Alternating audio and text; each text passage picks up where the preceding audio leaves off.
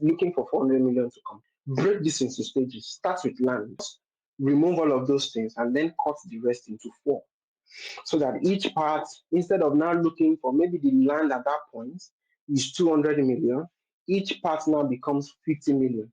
And so with the 50 million, you can start that journey that you would have needed 400 million upfront to start. Apart from land, there is the cost of documentation, there is the cost of design, there's the cost of approval.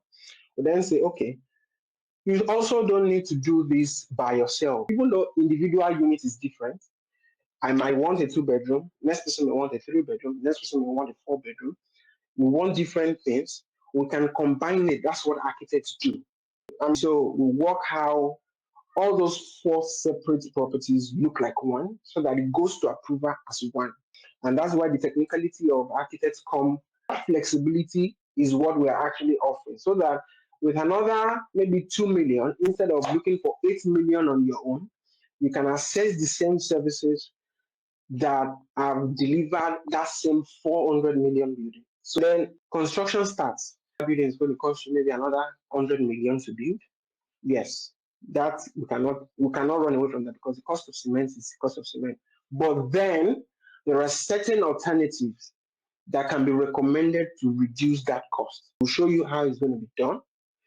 So there are few value innovation that we can bring in when it now comes to construction methodology and construction materials that still achieve the same result, the same durability, the same quality, but at lower price. But there are situations where, you don't have that on anywhere.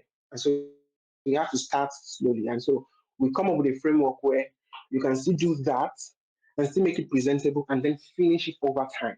This is what we call incremental housing. This is something we're familiar with. We're just bringing in, efficacy into it to make it trendy so that you can be proud to bring your friends to your house, even though it's just one room that is functional in that house. Your passers-by will see you and are like, oh, this house is mighty. But inside, you're the one that knows that, okay, only one room is functional. Then when you become comfortable, you then extend to the second room. That room then becomes the sitting room. And then the next room, that second room becomes the kitchen.